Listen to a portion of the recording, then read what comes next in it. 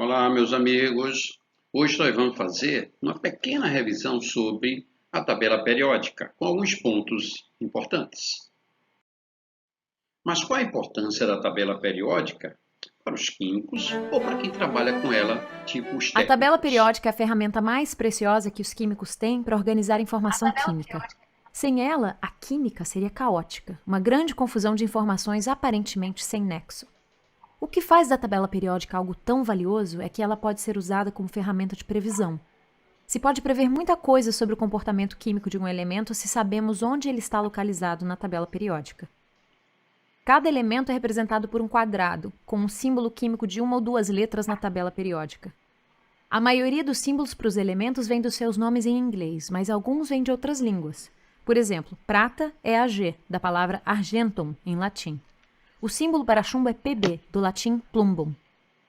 Acima do símbolo químico está o número atômico do elemento, e abaixo do símbolo se encontra o nome completo do elemento e sua massa atômica.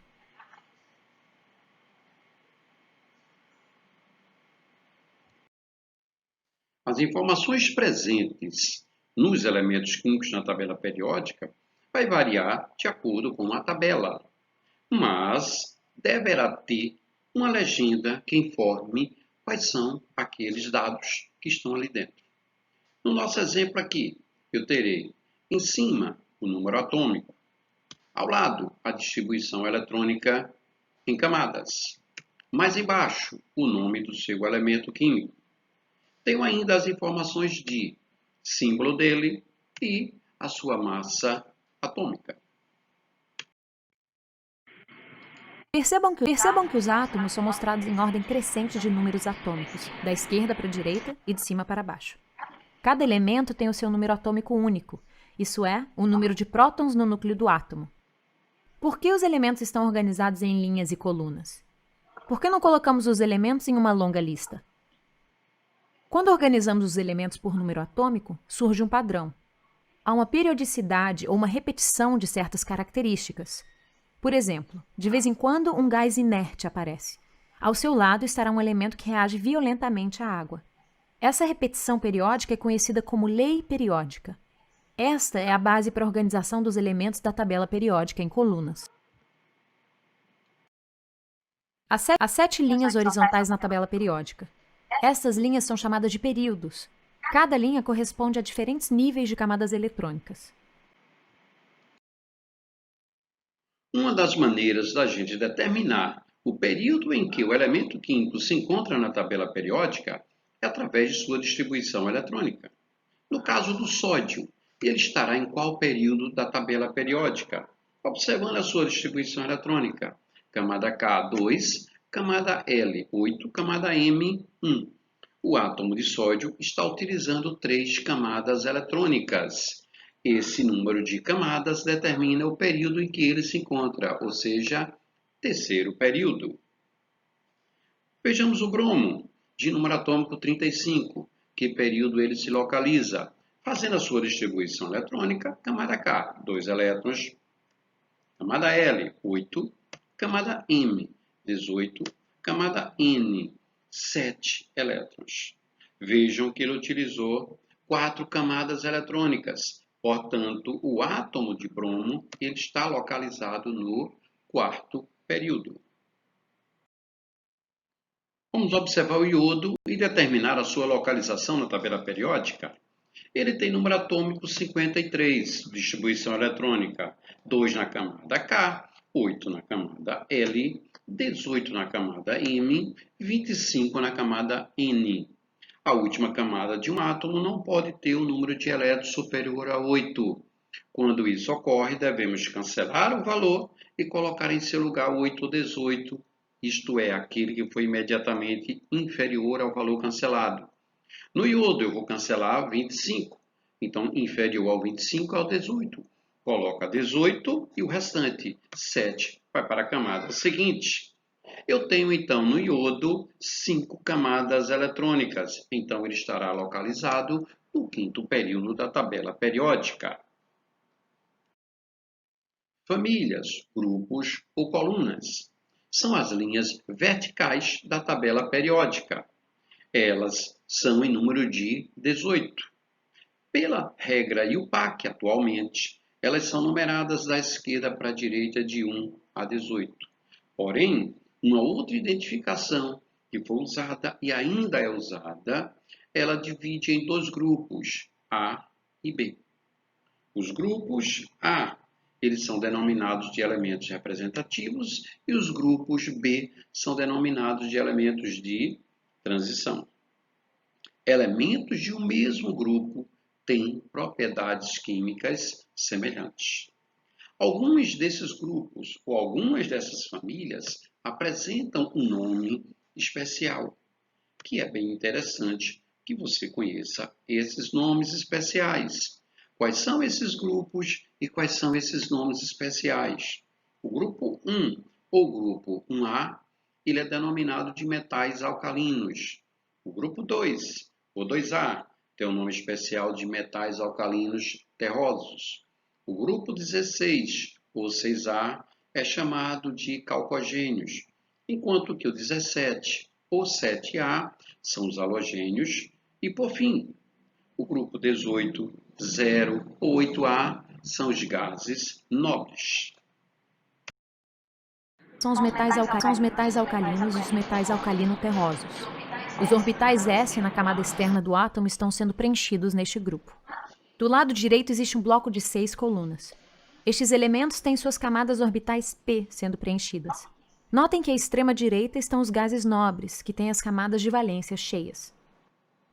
No meio há um bloco de 10 colunas, os metais de transição. Nestes elementos, as camadas orbitais D estão sendo preenchidas. Os asteriscos nos levam à parte de baixo da tabela periódica, onde se encontram duas linhas de 14 colunas, os metais de transição interna, também conhecidos como lantanoides e actinoides. Estes elementos têm as camadas orbitais F sendo preenchidas. Para os elementos representativos, ou seja, aqueles que constituem as famílias do subgrupo A, nós podemos identificar a sua família através da distribuição eletrônica, isto é, através do total de elétrons que ele possui em sua última camada, a camada de valência. Vejamos o sódio. Ele tem número atômico 11, distribuição eletrônica K2L8M1. Ele apresenta na camada de valência um elétron, então ele estará na família 1A ou então simplesmente 1. O átomo de bromo, ele tem número atômico 35. Que família ele se encontra? Vejamos a sua distribuição eletrônica. O que a gente observa na camada de valência, ele tem 7 elétrons, então ele está na família 7A ou 17. Nome especial dela, halogênios. Se o elemento for de transição externa, a gente já viu que se ele é de transição externa, o subnível de maior energia é do tipo D, que vai sendo preenchida de 1 a 10. Em função do total de elétrons que ele terá nesse subnível mais energético, a gente poderá determinar qual a coluna que ele se encontra. O ferro, por exemplo, ele tem como subnível mais energético subnível 3D, com 6 elétrons. Isso quer dizer que, pela tabela acima, ele estará no grupo 8B. O vanádio, de número atômico 23. Sua distribuição eletrônica nos leva ao subnível mais energético 3D, com 3 elétrons.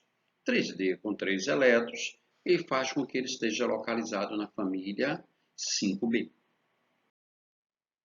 Um átomo apresenta normalmente 2 elétrons na primeira camada, 8 elétrons na segunda, 18 elétrons na terceira camada e 7 elétrons na quarta camada.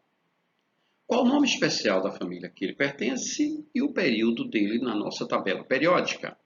Então, ele já está dando aí a distribuição eletrônica desse elemento. Camada K, 2 elétrons, camada L, 8, camada M, 18, camada N, 7. Ele tem 4 camadas eletrônicas, portanto, ele está no quarto período.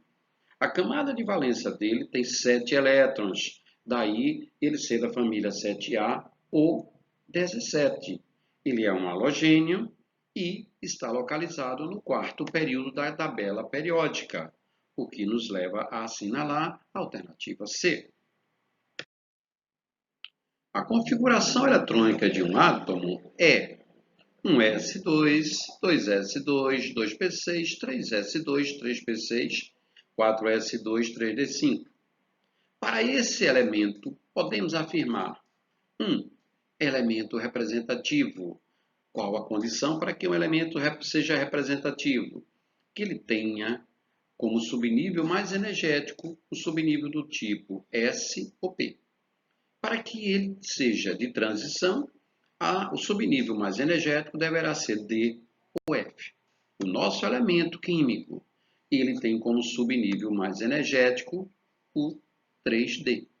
Se ele tem como subnível mais energético D, ele é um elemento de transição, fazendo com que a afirmação 1 seja falsa e a 2 seja verdadeira. Seu número atômico é 25. O número atômico do átomo é dado pela quantidade de prótons. Só que um átomo eletricamente neutro, o número de prótons é igual ao número de elétrons. Quantos elétrons ele tem na sua distribuição eletrônica? É só contar 2 mais 2 mais 6 mais 2 mais 6 mais 2 mais 5, 25. Então ele tem 25 elétrons, 25 prótons, número atômico 25, a afirmação 3 é verdadeira também. Possui 7 níveis de energia, vamos contar? 1s, 2s, 2p, 3s, 3p, 4s, 3d. Quantos subníveis são, gente? 7 subníveis. Portanto, a afirmação 4 também é verdadeira. Eu tenho, então, que as afirmações 2, 3 e 4 são verdadeiras e a afirmação 1 falsa. Isso a gente pode observar na alternativa C.